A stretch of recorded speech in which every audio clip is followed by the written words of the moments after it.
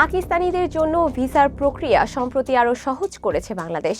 মূলত পাকিস্তানি নাগরিক বা দেশটির বংশোদ্ভূত যে কোনো দেশের নাগরিকদের জন্য ভিসা পাওয়ার ক্ষেত্রে নিরাপত্তা ছাড়পত্রের বাধ্যবাধকতা তুলে নিয়েছে ঢাকা। এতে এখন থেকে সহজেই বাংলাদেশি ভিসা পাবেন পাকিস্তানিরা। ঢাকার নতুন কূটনৈতিক ও রাজনৈতিক দৃষ্টিভঙ্গির পদক্ষেপে আরও কাছাকাছি এসেছে বাংলাদেশ ও পাকিস্তান, আর এতে করে নিরাপত্তা উদ্বেগে পড়েছে ভারত। শনিবার ভারতীয় সংবাদ মাধ্যম এনডিটিভি এমনই দাবি করেছে।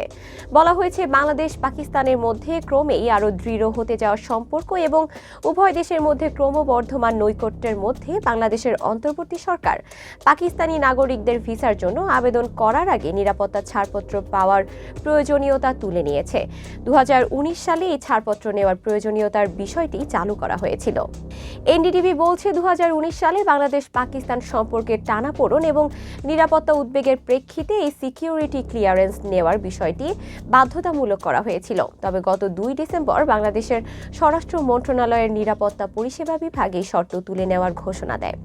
বাংলাদেশে নিযুক্ত পাকিস্তানের হাই কমিশনার সৈয়দ আহমেদ মারুফ গত 3 ডিসেম্বর ঢাকায় বাংলাদেশ জাতীয়তাবাদী দল বিএনপির সভানেত্রী বেগম খালেদা জিয়ার সঙ্গে দেখা করার একদিন আগে পাকিস্তানিদের জন্য ভিসা নীতিতে এই পরিবর্তন আসে।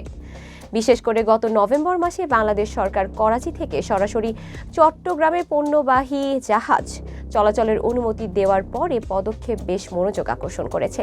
এনডিটিভির দাবি, খালেদা জিয়ার দল ঐতিহাসিকভাবে শেখ হাসিনার আওয়ামী লীগের বিপরীতে পাকিস্তানের সাথে ঘনিষ্ঠ সম্পর্ক রেখেছে। পাকিস্তানের প্রতি বাংলাদেশের নতুন কূটনৈতিক ও রাজনৈতিক দৃষ্টিভঙ্গি নিয়েও ভারতে অনিশ্চয়তা বাড়ছে। বাংলাদেশের রাজনীতির বিশেষজ্ঞ এবং অস্ট্রেলিয়ার সিডনি পলিসি অ্যান্ড অ্যানালাইসিস সেন্টারের নির্বাহী পরিচালক মোবাশ্শর হাসান দ্য প্রিন্টকে জানিয়েছেন, এটি পরিবর্তন নয়, বরং বাংলাদেশের একটি ভারসাম্যমূলক আচরণের ইঙ্গিত দেয়। বাংলাদেশি কর্মকর্তারা অবিরামভাবে বলছেন তারা ভারতের সাথে বন্ধুত্বপূর্ণ সম্পর্ক চান, যদিও ভারতের প্রতিদান দিচ্ছে না।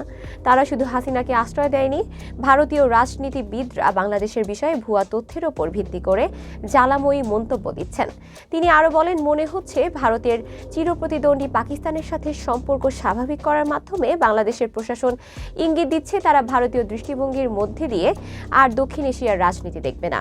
এনডিটিভির দাবি, পাকিস্তানের নাগরিকদের জন্য বাংলাদেশের নিরাপত্তা ক্লিয়ারেন্স তুলে দেওয়া ভারতের নিরাপত্তার জন্য গুরুতর প্রশ্ন তুলেছে। বিশেষ করে উত্তর পূর্বাঞ্চলীয় ভারতীয় রাজ্যগুলোতে বাংলাদেশের ক্রমবর্ধমান রাজনৈতিক ল্যান্ডস্কেপ এই অঞ্চলের চরমপন্থী গোষ্ঠীগুলোকে সহায়তা করতে পারে এমন উদ্বেগও বাড়ছে।